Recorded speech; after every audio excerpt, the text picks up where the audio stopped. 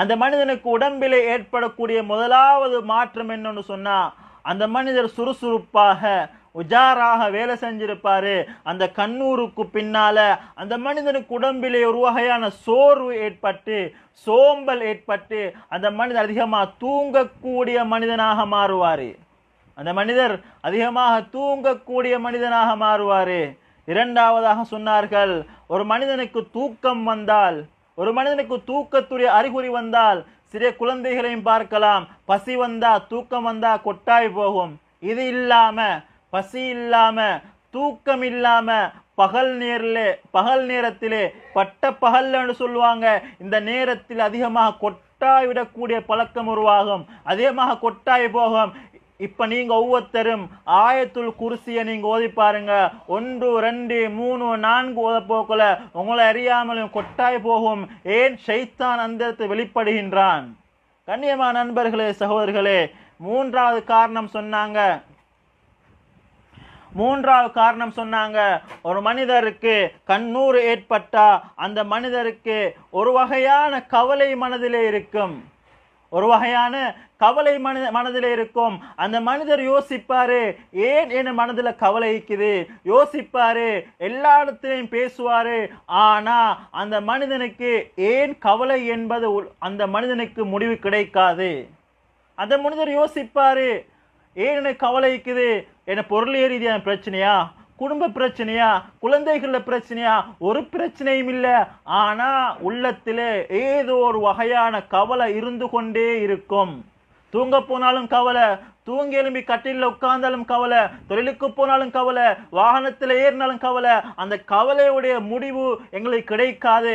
ஆனால் உள்ளத்திலே கவலை இருக்கும். இதற்கு காரணம் கண்ணூர் என்பதாக இமாம்கள் சொல்லி வைத்திருக்கின்றார்கள். ஒரு செழிப்பான அழகான ஒரு குழந்தையை நாங்கள் பார்ப்போம். சில நாட்களிலே அந்த குழந்தையுடைய உள்ள முகத்திலேயோ உடம்பிலே செழிப்பு இருக்காது. கேட்போம், ஏன் இந்த புள்ள வாடிப்பை தீக்குது, ஏன் இந்த பிள்ளைக்கு சோம் இல்லையா, தலைவலியா, காய்ச்சலான்னு நாங்கள் கேட்போம். அந்த குழந்தைக்கு தலைவலி மீக்காது, காய்ச்சல் மீக்காது. அந்த குழந்தை கண்ணூரினால் பாதிக்கப்பட்டு, அது சிறிய குழந்தைகளா இருந்தாலும் சரி, பெரியவர்களாக இருந்தாலும் சரி, ஒரு சோர்ந்து பேத்திருப்பாங்க. சில மனிதரை பார்த்து கேட்போம், ஏங்க டல் ஆகிக்கிறீங்க, உடைஞ்சு வைத்தீங்கன்னு நாங்கள் கேட்போம். அந்த மனிதர்கள் கண்ணூரினால் பீடிக்கப்பட்டு அப்படியே சாஞ்சு கொண்டிருப்பாங்க. கண்ணியமான நண்பர்களே, சகோதரர்களே, அடுத்ததாக சொன்னாங்க, ஒரு மனிதனுக்கு கண்ணூர் ஏற்பட்டா ஒரு வேலையை எப்படி செய்யணும் திட்டம் கிடையாது. அழகாக கடையை செஞ்சு கொண்டிருப்பாரு, அழகாக டிரைவிங் பண்ணுவாரு. ஆனா திடீர்னு ஒரு வேலை வரும், அந்த வேலையை எப்படி முடிக்கிறன்னு தெரியாம இருப்பாரு. சொல்லுவாரு, என்ன செய்யறண்டே விளங்குது இல்லப்பா, என்ன செய்யறண்டே விளங்குது இல்ல, நாளைக்கு அங்க போகணும், கடையை திறக்கணும், செக் ரிட்டர்ன் ஆகும், சல்லியை கொடுக்கணும், அம்மா பார்க்க போகணும், மகன் ஸ்கூலுக்கு போகணும், பேரண்ட் மீட்டிங்ல கலந்து கொள்ளணும், லைட் பில் கட்டணும், கரண்ட் பில் கட்டணும்னு சொல்லி அவர் திட்டங்களை சொல்லுவாரு. ஆனா எப்படி அந்த வேலைகளை முடிச்சு கொள்ளணும் என்ற அந்த யோசனை அவருக்கு வராது. அதே போல் கண்ணியமானவர்களே, ஒரு மனிதனுக்கு கண்ணூர் ஏற்பட்டால் ஆரம்பத்தில் வேலையை லேசா செய்வாரு. ஒரு சின்ன குழந்தைகளை பாருங்க, ஸ்கூலுக்கு சேர்த்தோன்னே அழகாக ஆர்வமா ஸ்கூலுக்கு போகும். கொஞ்ச நாள் போக்கல அந்த குழந்தை சொல்லும், அம்மா எனக்கு ஸ்கூலுக்கு போகலாது, எனக்கு குர்ஆன் மதரசாக்கு போகலாது, எனக்கு ஓத போகலாது.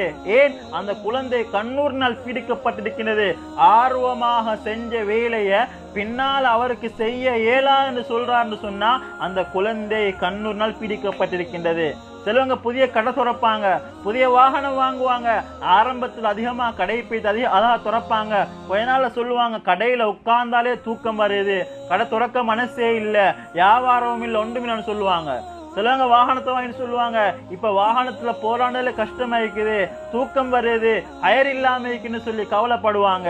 எனவே கண்ணியமானவர்களே, ஆரம்பத்துல ஆர்வமாக செஞ்ச ஒரு வேலையை பின்னால ஆர்வம் இல்லாம அந்த வேலைக்கு வருதுன்னு சொன்னா அந்த மனிதர் கண்ணூரினால் பீடிக்கப்பட்டிருக்கின்றார். அதே போல் அல்லாஹ் என்னையும் எனது குடும்பத்தையும், அல்லாஹ் உங்களையும் எனது குடும்பத்தையும் பாதுகாக்க வேண்டும். ஒரு மனிதனுக்கு கண்ணூர் ஏற்பட்டா அவருக்கு வஸ்வாஸ் வாழ்க்கை ஏற்படும்.